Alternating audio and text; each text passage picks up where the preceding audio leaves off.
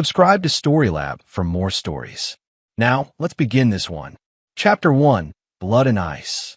Nathan Sullivan had always been a man who understood survival.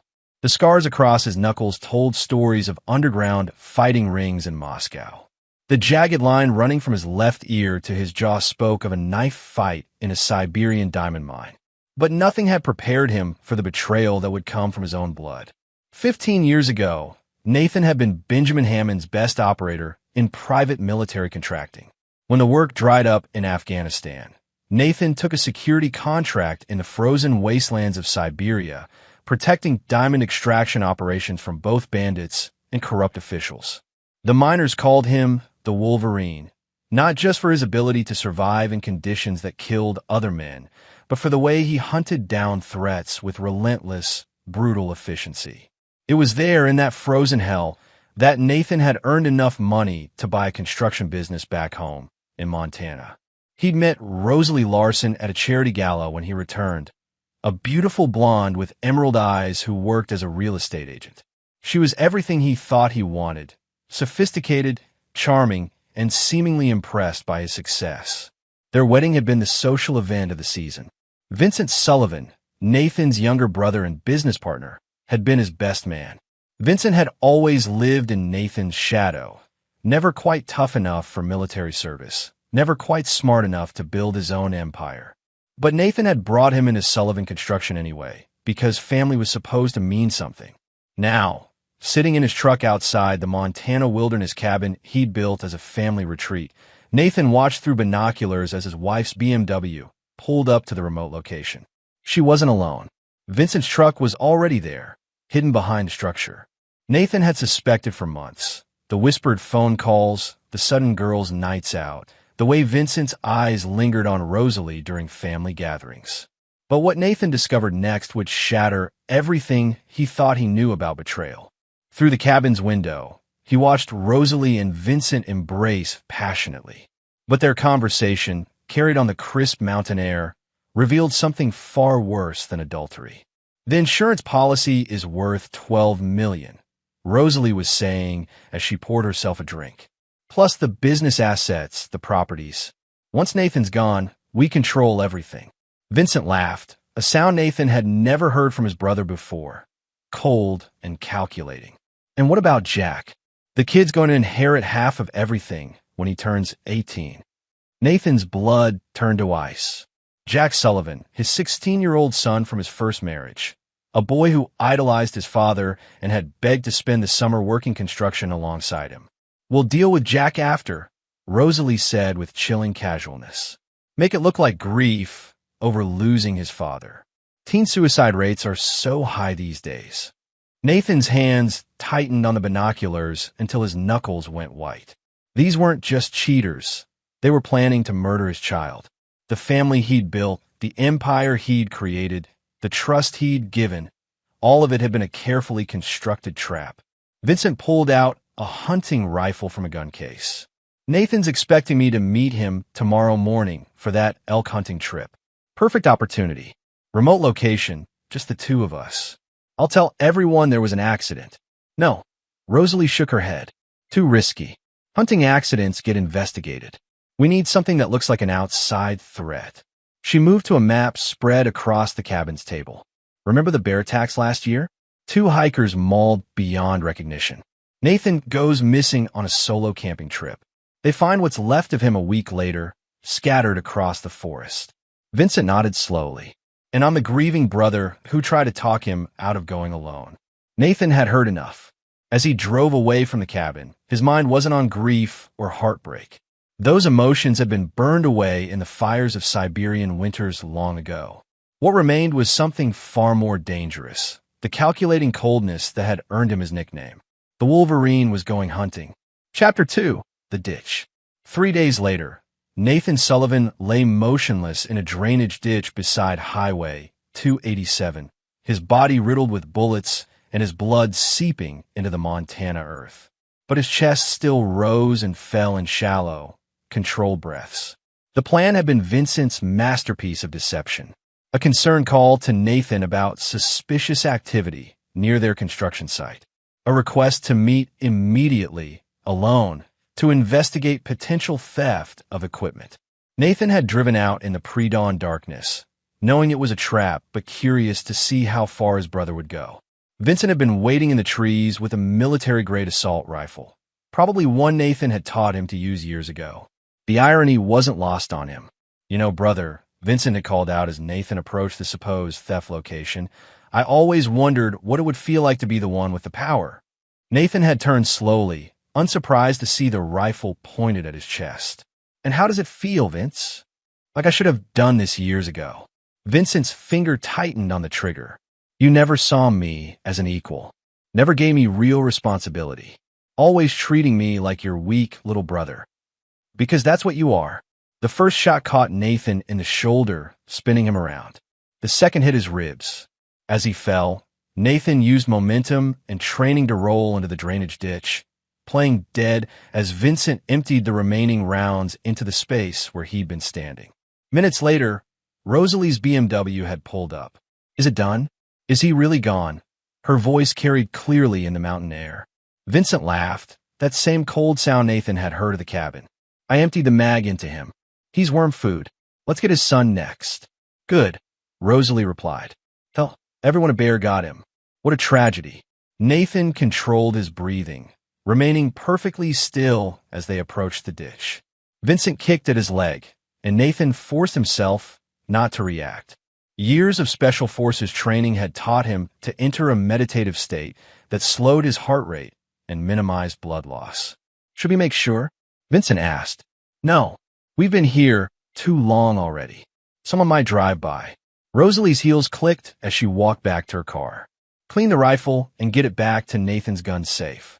I'll start making the worried wife calls in a few hours." They drove away, leaving Nathan alone with the sound of crows and his own steady heartbeat. As the sun crested the mountains, Nathan slowly pulled himself from the ditch. The bullets had done damage: 2 cracked ribs, a shoulder wound that would need stitches, and various cuts from the rocky terrain. But he'd survived worse in Siberia when a rival security team had left him for dead in a blizzard.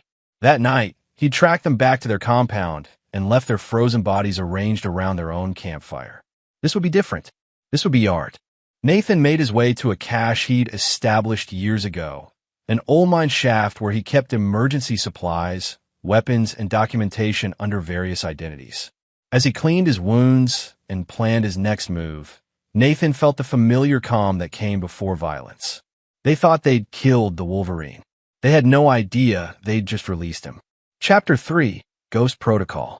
Nathan Sullivan was officially dead, and that suited him perfectly. From his position on a ridge overlooking his own funeral, Nathan watched through high-power binoculars as his wife and brother played their roles to perfection. Rosalie wore black designer clothing and dabbed at her eyes with tissues. Vincent delivered a eulogy about his heroic big brother, who died trying to protect the family business from thieves.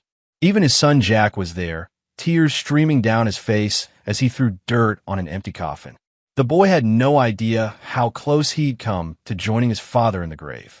Nathan's officially deceased status had taken 3 days to arrange, but his years in private military work had left him with certain resources. Curtis Benjamin, his old commanding officer, now ran a discreet identity service for operators who needed to disappear. One phone call and a wire transfer had provided Nathan with a new identity: Derek Coyle, a freelance security consultant with an impeccable but untraceable background. More importantly, Benjamin had connected him with Salvatore Fish, a Brooklyn native who specialized in surveillance technology and had his own reasons for staying off government radars. Within 48 hours, Nathan's home, Vincent's apartment, and Rosalie's real estate office were wired with military-grade listening devices. What Nathan discovered in those recordings changed everything.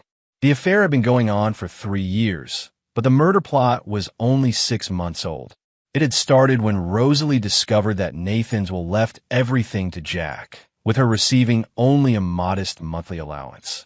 Vincent's gambling debts to some very dangerous people in Las Vegas had provided the final motivation. But there was something else, something that made Nathan's blood burn with a fury he'd never experienced. "Once we have Nathan's money," he heard Rosalie say in a recorded conversation, We can finally do what we talked about. Take Jack somewhere remote. Make it look like he ran away after his father's death. Then we're free to start over in Mexico." Vincent's response was even worse. The kid's too much like Nathan anyway. Always watching, always asking questions. He'd figure us out eventually. They weren't just planning to kill Jack for the inheritance. They saw him as a threat to their future together. Nathan spent the next week gathering intelligence on their habits, their weaknesses, their fears. Rosalie had developed a cocaine habit that she thought she was hiding. Vincent owed $800,000 to Lorenzo Marchetti, a Las Vegas bookmaker with connections to organized crime. Both of them had been skimming money from Sullivan Construction's accounts to fund their lifestyle. Most importantly, Nathan discovered that they were planning to kill Jack in just 2 weeks during a family grieving trip to a cabin in Canada where Nathan's body would supposedly never be found. From his new base of operations, a rented warehouse on the outskirts of town, Nathan began phase 1 of his revenge.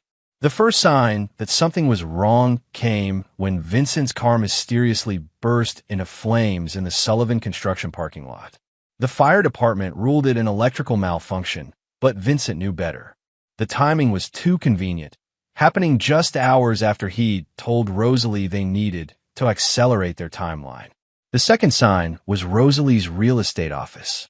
She arrived one morning to find every computer crashed, every file corrupted, and a dead crow nailed to her office door with a note that read, "The Wolverine is watching." But the real psychological warfare began when they started receiving packages. Vincent found the first one on his apartment doorstep, a box containing his own dog tags from his brief, failed stint in the National Guard, along with photos of him meeting with Lorenzo Marchetti's enforcers. The message was clear. Someone knew about his debts, and someone had been watching him for a long time. Rosalie's package was more personal. Her college diary, which she thought was destroyed years ago, opened to entries describing her seduction of wealthy men for money. Attached was a note, "I know who you really are." The final touch was a delivery to the family home addressed to Jack. Inside was a USB drive containing audio recordings of his stepmother and uncle planning his father's murder and his own death. The note simply read, "Your father loves you. Trust no one else." Within 24 hours, Jack had disappeared from the house, leaving behind only a message saying he was going to stay with friends and needed time to process his grief. Nathan smiled as he watched from across the street. The boy was smarter than even Nathan had hoped. Jack had taken the evidence and run, probably to the FBI field office in Great Falls. Vincent and Rosalie's timeline had just collapsed. But Nathan wasn't done. He was just getting started. The hunters were about to become the hunted. Chapter 4. The Debt Collector.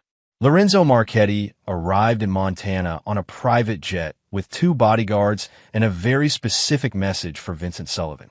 Unfortunately for Vincent, Nathan Sullivan had made sure Lorenzo received some additional information about his debtor's recent activities. From a coffee shop across from Sullivan Construction's headquarters, Nathan watched through binoculars as Vincent's face went pale during his conversation with the Las Vegas bookmaker. He couldn't hear the words, but he didn't need to. Nathan had personally delivered financial records to Marchetti's organization showing exactly how Vincent had been using construction funds to cover his gambling losses.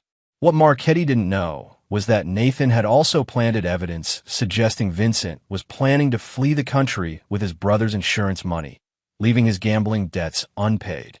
"Mr. Sullivan," Marchetti's voice was calm, but carried the weight of barely contained violence. He was a thin man in his 60s, impeccably dressed, with eyes like a shark. "We need to discuss your payment schedule." Vincent shifted uncomfortably in his office chair. Through the window, Nathan could see sweat beading on his brother's forehead despite the air conditioning. "Lorenzo, I told you, the insurance money is coming. My brother's death." "Yes, about that." Marchetti placed a manila folder on Vincent's desk. "Imagine my surprise when I learned that you've been systematically embezzling from your own company for over a year. These financial records make for fascinating reading."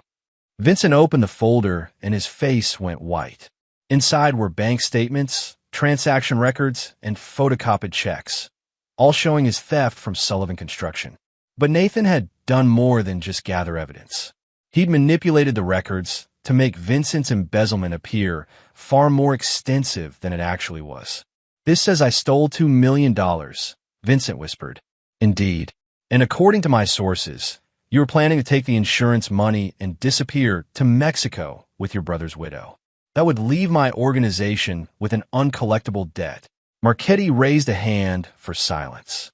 "Mr. Sullivan, I'm not here to debate the accuracy of these documents.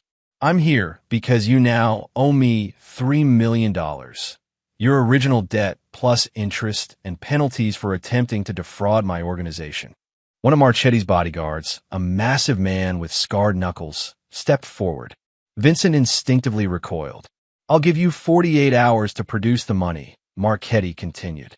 "If you cannot, my associates will begin collecting payment in other ways. I believe you have some beautiful fingers for a construction worker." After Marchetti left, Vincent immediately called Rosalie. "We have a problem," Nathan heard through the surveillance equipment he planted. "Marchetti knows about the embezzlement. He's demanding $3 million in 2 days." "How does he know?"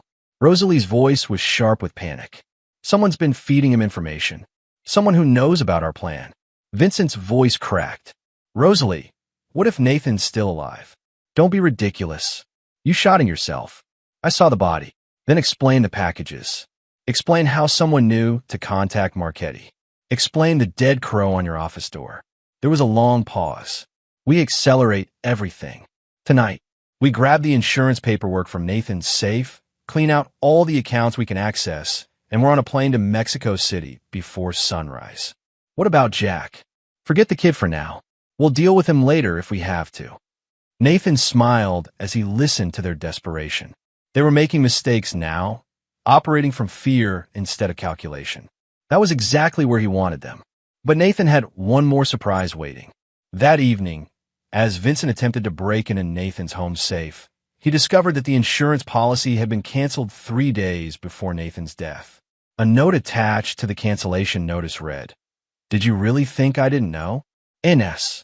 Meanwhile, Rosalie arrived at the bank to find that all of Sullivan Construction's accounts had been frozen pending an FBI investigation into suspected money laundering. The investigation had been triggered by an anonymous tip that included detailed financial records and audio recordings. By midnight, they were trapped in a hotel room with less than $10,000 between them, while Lorenzo Marchetti's people waited in the parking lot below. Vincent paced like a caged animal. "This is impossible. Dead men don't cancel insurance policies. Dead men don't tip off the FBI." Rosalie sat on the bed, her designer composure finally cracking. Maybe we just wounded him. Maybe he got away somehow. I shot him 8 times at close range." "Then explain this." She threw a hotel key card across the room. "I found this slipped under our door an hour ago." Vincent picked up the key card. Attached was a note written in Nathan's handwriting. "Room 237. Come alone. Both of you. It's time to talk." Nathan waited in the darkened hotel room, seated in a chair facing the door. He'd chosen his position carefully, close enough to see their faces when they realized the truth, far enough to avoid any desperate attacks. The keycard beeped, and the door opened slowly. Vincent entered first, followed by Rosalie. In the dim light from the hallway, they could see Nathan's silhouette, but not his face. "Hello, brother," Nathan said quietly. "Hello, wife." Rosalie gasped and stumbled backward. Vincent stood frozen, his mouth opening and closing like a fish. "You're wondering how I survived?" Nathan continued. "The answer is simple. I'm very good at what I do, and what I do is survive betrayal." "Nathan," Rosalie's voice was barely a whisper. "We can explain." "No need. I heard everything. I know about the affair, the murder plot, the plan to kill my son. I know about Vincent's gambling debts and your cocaine habit. I know you've been stealing from my company for over a year." Nathan stood slowly, and they could finally see his face in the light from the window. There was no anger there, no emotion at all, just the cold calculation of a predator. "Here's what's going to happen," Nathan said. "You're going to sit down, and I'm going to tell you exactly how you're going to pay for what you've done." Chapter 5. The Hunt Begins. Nathan let the silence stretch between them like a blade. Vincent and Rosalie stood paralyzed in the hotel doorway, their faces masks of disbelief and terror. After a long moment, Nathan gestured to two chairs he'd positioned in the center of the room. "Sit." They obeyed like broken marionettes. Rosalie's hands trembled as she clutched her purse. Vincent couldn't stop staring at his brother, as if Nathan might dissolve into a hallucination at any moment. "You're both wondering if this is real," Nathan said, settling back into his chair. "Let me assure you it is. Just like the bullet wounds you gave me were real. Just like your plan to murder my son was real." "Nathan, please," Rosalie began. "Shut up." The words carried such cold authority that she immediately fell silent. "You had your chance to talk when you thought I was dead. Now you listen." Nathan reached into his jacket and pulled out a tablet computer. "Do you know what this is? It's a complete record of your lives for the past 6 months. Every phone call, every text message, every email, every lie you told about where you were going, every meeting with Marchetti's people, every dollar you stole from my company." He swiped the screen, and audio began playing from the tablet speakers. Vincent's voice filled the room. "I emptied the mag into him. He's worm food. Let's get his son next." Rosalie made a choking sound. Vincent's face had gone gray. "The FBI received copies of everything 3 hours ago," Nathan continued. "Right about now, they're executing search warrants on both of your homes. They'll find the cocaine in your jewelry box. Rosalie, they'll find the modified financial software Vincent used to hide his embezzlement." Nathan stood and walked to the window, gazing out at the parking lot where Marchetti's men waited. "Of course, the FBI won't find you tonight, because Lorenzo Marchetti's people are going to find you first." "You called them," Vincent whispered. "I didn't have to. You've been stealing from my company for over a year to pay gambling debts.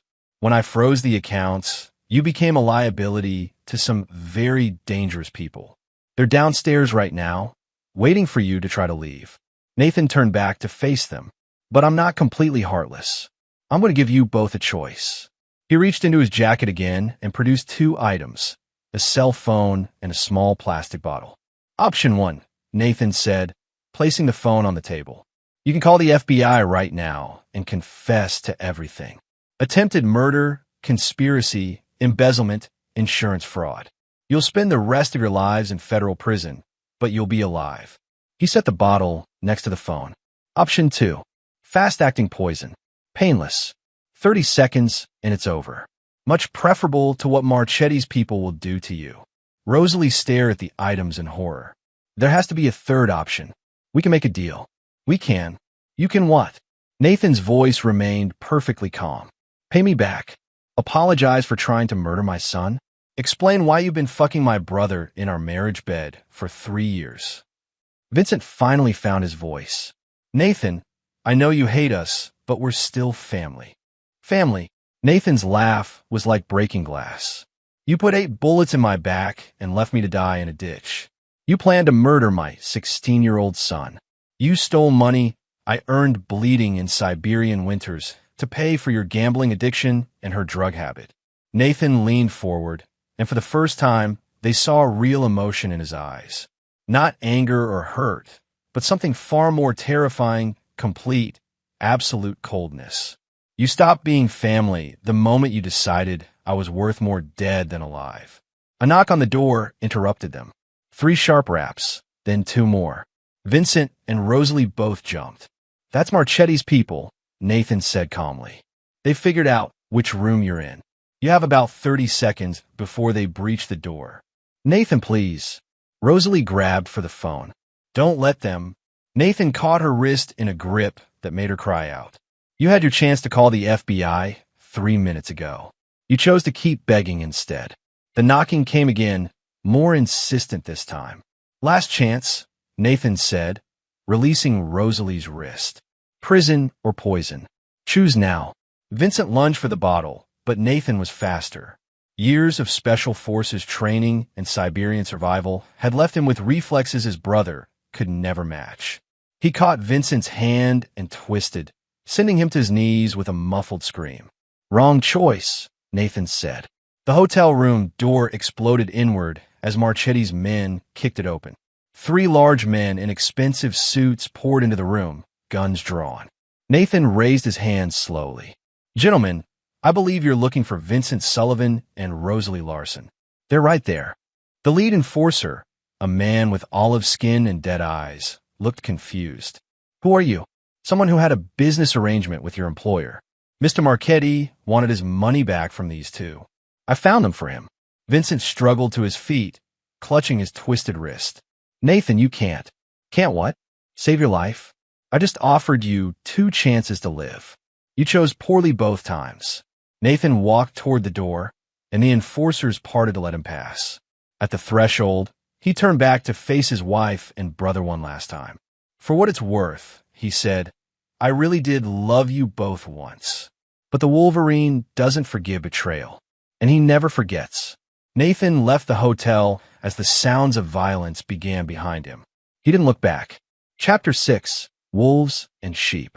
24 hours later, Nathan sat in a rented cabin 50 miles from town, watching news reports on his laptop. The headlines were exactly what he'd expected. Local business partners found dead in hotel room. Organized crime suspected in double homicide. FBI investigating multi-million-dollar embezzlement scheme. Vincent and Rosalie had been found beaten to death in their hotel room. The media reported it as a mob execution related to gambling debts, exactly as Nathan had planned. Lorenzo Marchetti's organization would be under federal investigation for months, but they'd covered their tracks well. No arrest would be made. Nathan felt nothing as he read the details. No satisfaction, no remorse, no closure. They had been problems that needed solving, and he had solved them efficiently. His phone buzzed with a text message from Jack. "Dad, I saw the news. I'm safe. FBI says I can come home tomorrow. Love you." Nathan smiled for the first time in weeks. His son was alive. The threats were eliminated, and justice had been served according to the only law Nathan recognized, the law of consequences. But there was still one loose end to tie up. Nathan drove to the cemetery where his empty casket lay buried under a granite headstone reading, "Nathan Sullivan, beloved father and brother." He parked next to the only other car in the late evening darkness, a police cruiser belonging to Sheriff Brian Santos, an old friend who'd been asking uncomfortable questions about the timing of recent events. Santos got out of his car as Nathan approached. He was a big man in his 50s with graying hair and intelligent eyes that missed very little. "Derek Coyle, right?" Santos said, using Nathan's new identity. "Heard you've been asking questions around town about the Sullivan family." "That's right, Sheriff. I'm a private investigator. The insurance company hired me to look into Nathan Sullivan's death before they pay out the policy." "Funny thing about that," Santos said, leaning against his cruiser. "The insurance company told me the policy was canceled before Mr. Sullivan died. So there's nothing to investigate." Nathan nodded calmly. "You're very thorough, Sheriff. I respect that. I try to be, especially when a man supposedly dies in a bear attack, but his wife and brother turn up beaten to death by the mob a week later. That's the kind of coincidence that keeps me awake at night. What do you think happened?" Santos studied Nathan's face in the moonlight. "I think Nathan Sullivan was a lot smarter and a lot more dangerous than anyone gave him credit for. I think he figured out his family was planning to kill him, and he decided to kill them first." "That's an interesting theory. Any evidence?" "Nothing that would hold up in court. But between you and me, Mr. Coyle, I hope I'm right. Because if Nathan Sullivan is still alive somewhere, drinking a beer and watching his enemies get buried, then justice was served." Santos pushed off from his car and walked toward Nathan. "The official investigation into the Sullivan family deaths ends tomorrow.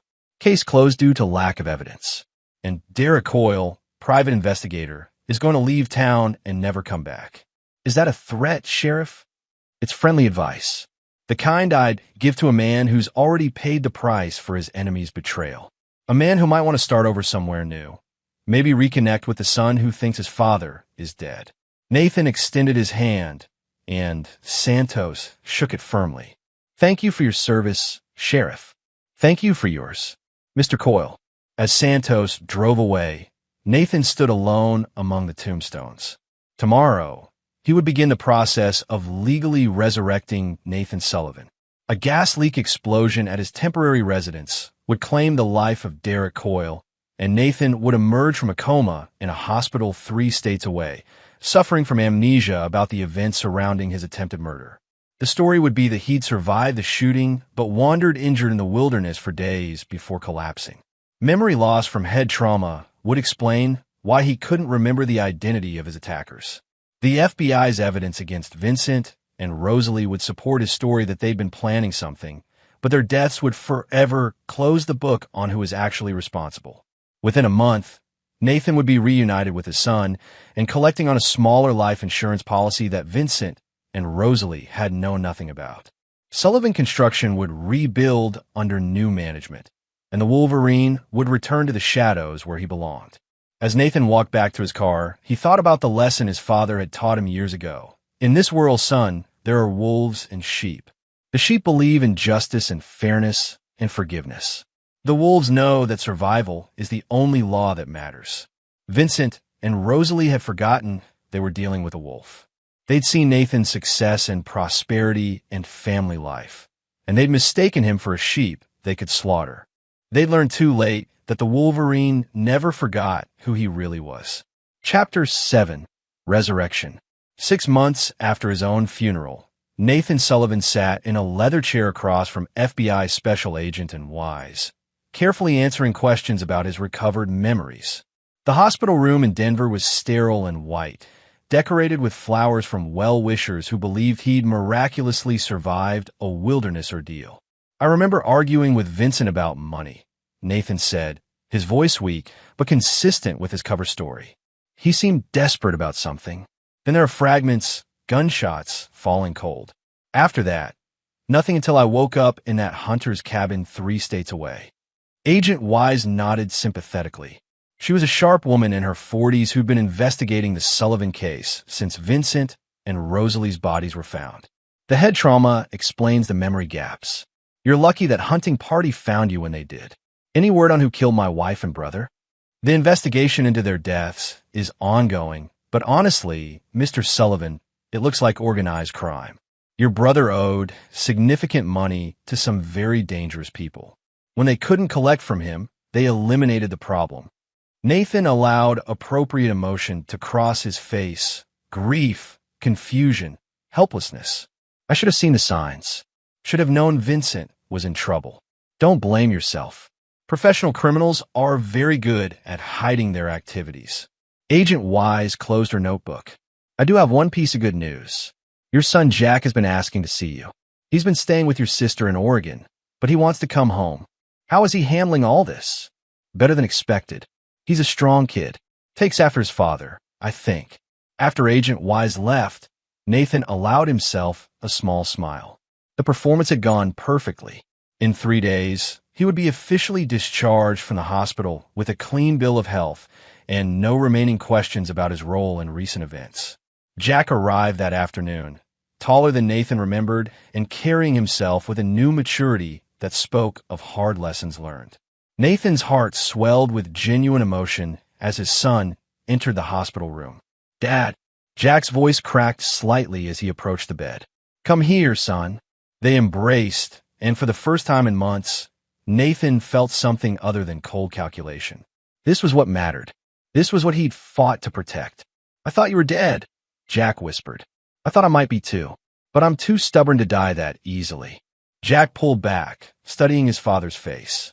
Dad, there's something I need to tell you. Something I figured out before Vincent and Rosalie died. Nathan's expression remained carefully neutral.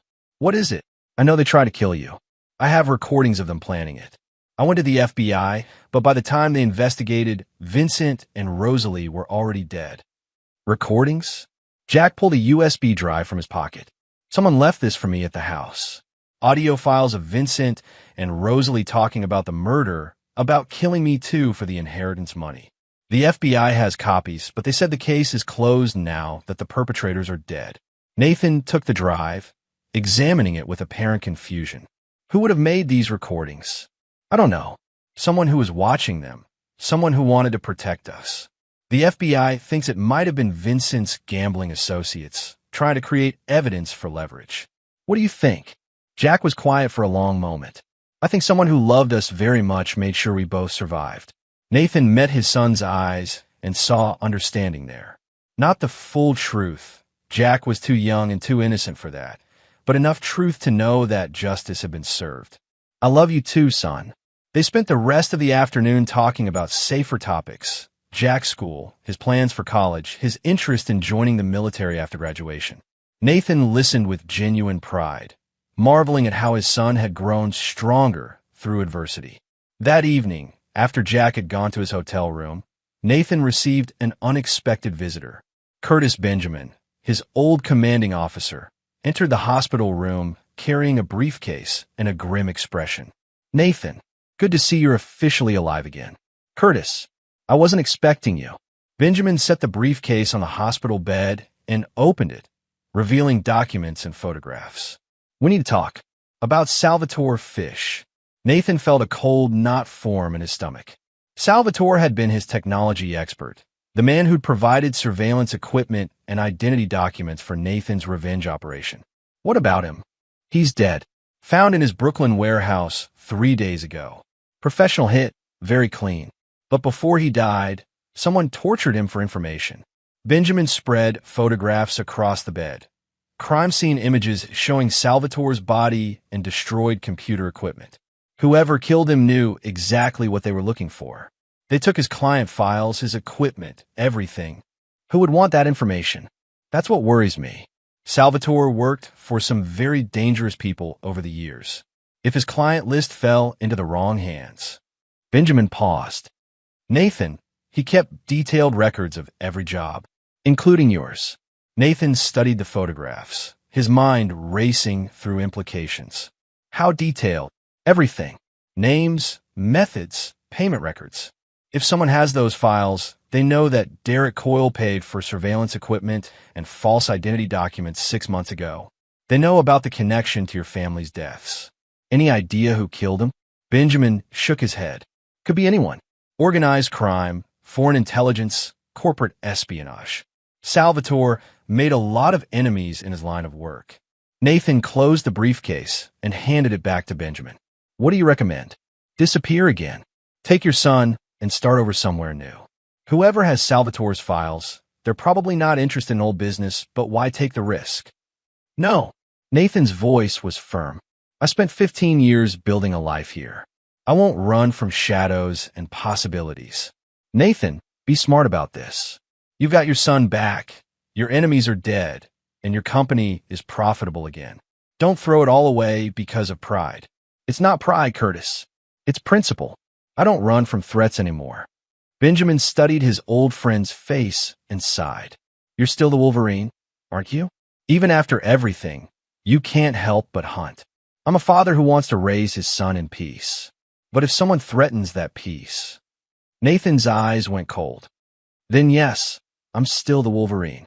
After Benjamin left, Nathan sat alone in the darkness, contemplating this new threat. Somewhere out there, someone had information that could destroy the new life he'd built. Information that could lead back to him, to Jack, to the truth about what had really happened to Vincent and Rosalie. The Wolverine had thought his hunting days were over. Apparently, the hunt was just beginning. Chapter 8. The Wolf's Circle. Nathan had been home for 2 weeks when the first message arrived. He found it slipped under his front door while Jack was at school. A single photograph showing Nathan standing over Vincent and Rosalie's bodies in the hotel room. Written on the back in neat handwriting, "We should talk. A friend." Nathan studied the image with professional detachment. The angle was wrong for security camera footage, and the lighting suggested a long-range telephoto lens. Someone had been watching the hotel that night, waiting to document whatever happened. That afternoon, a second message arrived via encrypted email to an account Nathan hadn't used in years. The Wolverine's reputation precedes him. Impressive work with your family. I have a business proposition. The email was signed M and included GPS coordinates for a location in the mountains outside town. Nathan spent 2 hours running counter-surveillance routes before driving to the coordinates. The location was an abandoned mining operation from the 1940s, isolated and defensible. As Nathan approached the main building, He could see the infrared laser dots of sniper scopes tracking his movement from the surrounding ridgeline. Professional. Expensive. Military grade. Nathan parked and walked toward the building with his hands visible, noting sight lines and escape routes out of habit. Inside, he found a woman in her 30s with sharp features and predatory eyes, seated behind a folding table like she was conducting a job interview. "Mr. Sullivan, or do you prefer the Wolverine?" "Depends on the conversation." "Who are you?" "Call me Monique. I represent certain interests that require discreet problem-solving services." Nathan remained standing, keeping his distance from the table. "What kind of problems?" Monique smiled and gestured to a chair across from her. "The kind that require a man with your particular skills. Surveillance, infiltration, elimination of threats. The kind of work you did so effectively with your own family." That was personal, of course, but it demonstrated a level of planning and execution that my employers find intriguing. Nathan sat down, but remained ready to move. "Your employers being?" "Private military contractors, corporate security firms, certain government agencies that prefer not to be named. People who occasionally need problems to disappear without official oversight." Monique opened a tablet computer and showed Nathan a series of photographs. Corporate executives, foreign businessmen, political figures. "These individuals have created various complications for my clients. Some require surveillance. Others need to be discredited or eliminated entirely." "You're talking about assassination." "I'm talking about problem resolution. The methods are negotiable based on the specific requirements." Nathan studied the faces on the tablet. "What makes you think I'm interested?"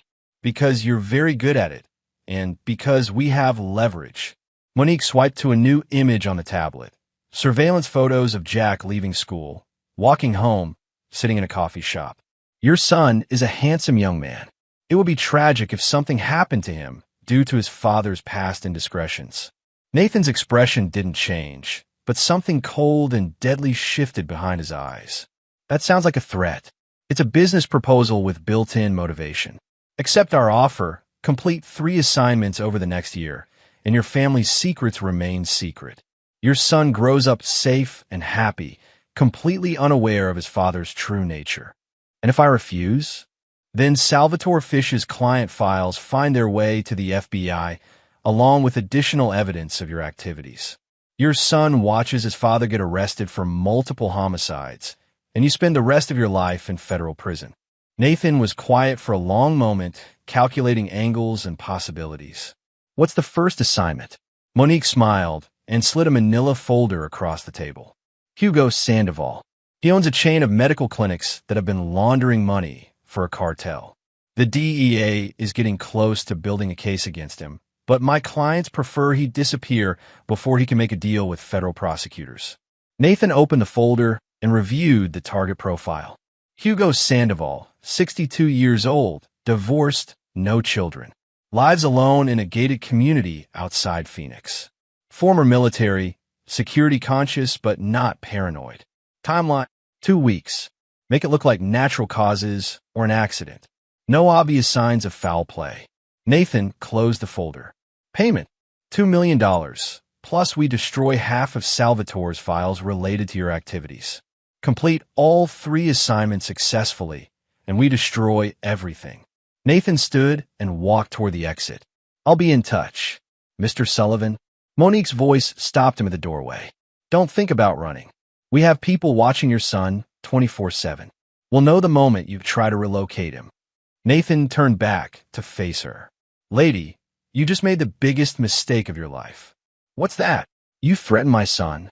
Nathan left the building and drove home, his mind already working through options and contingencies. These people had made a crucial error in judgment. They'd seen Nathan's methodical elimination of Vincent and Rosalie and assumed they were dealing with just another skilled operator they could control through leverage.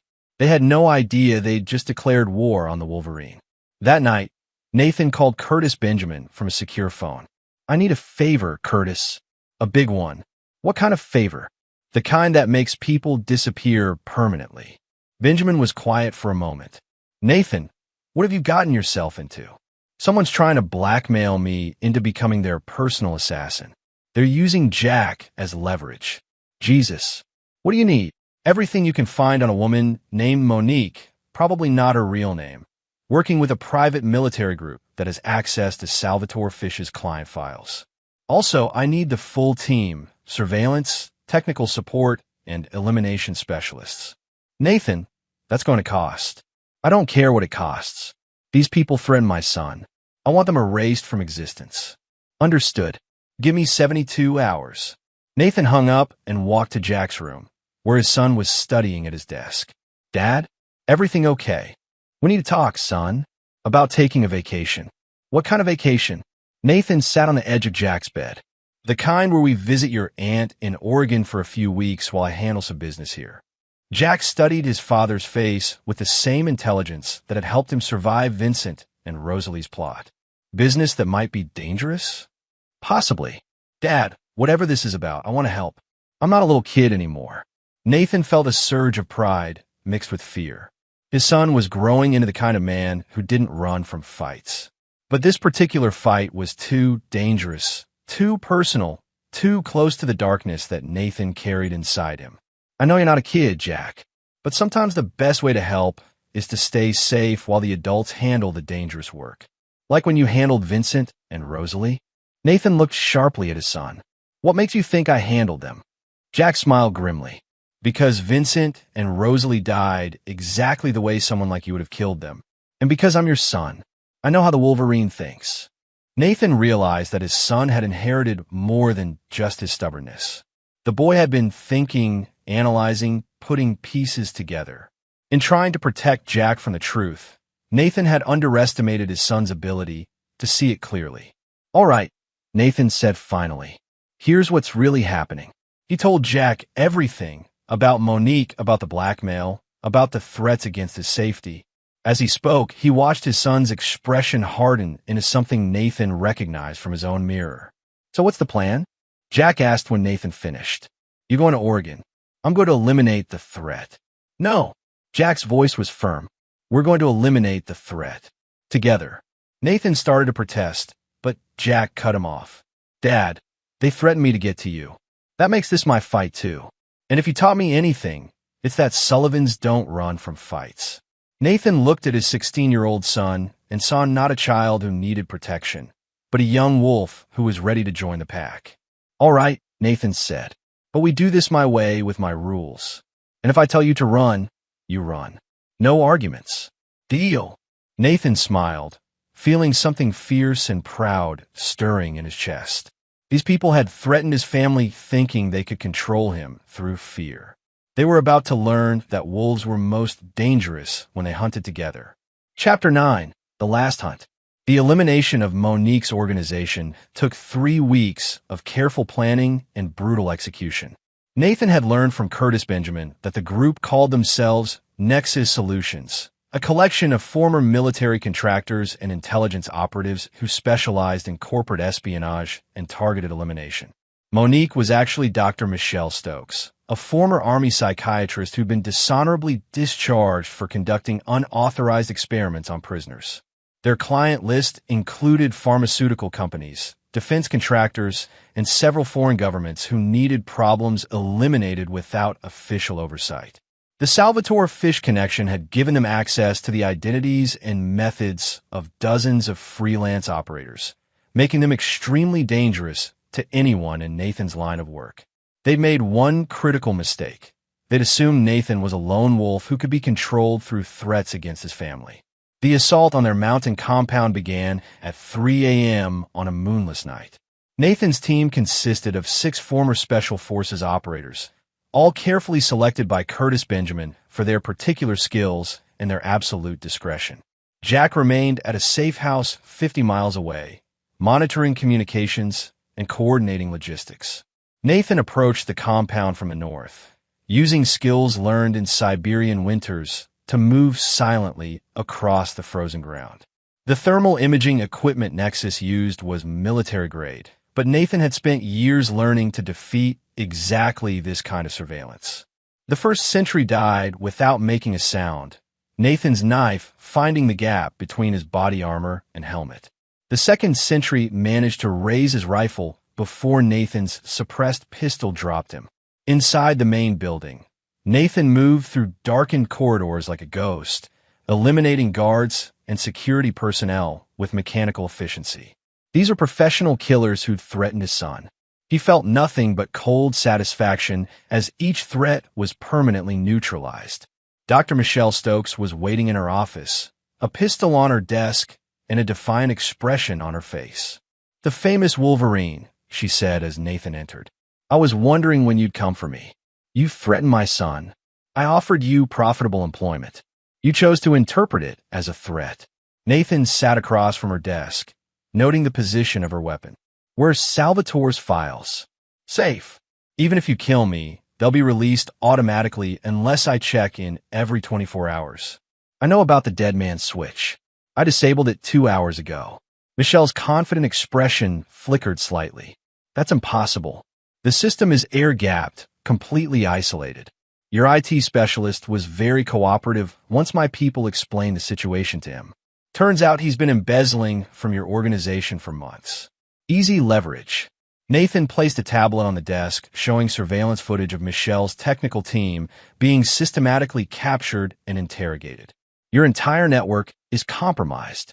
Every file, every client, every operation. The FBI will have everything they need to dismantle Nexus Solutions by morning."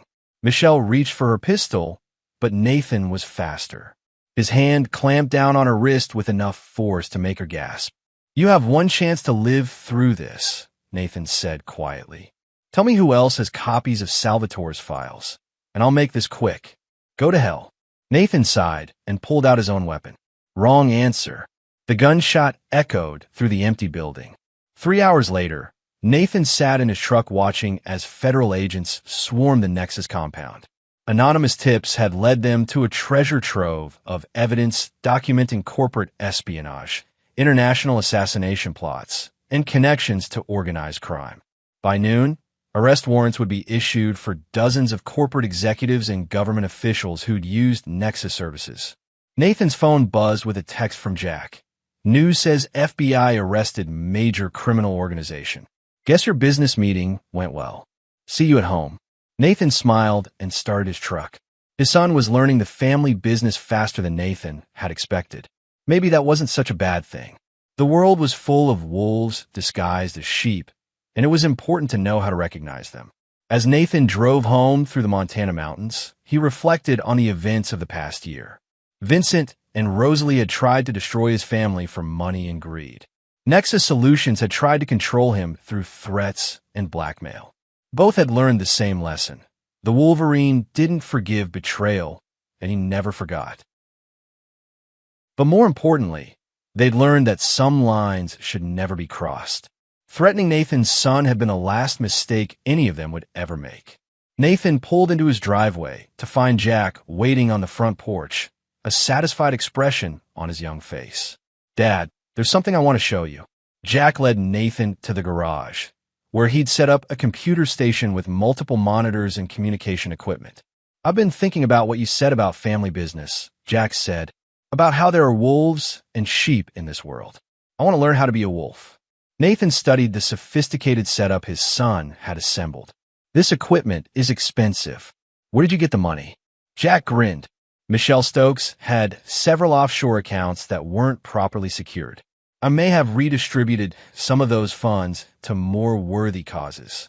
Nathan felt a surge of pride mixed with concern.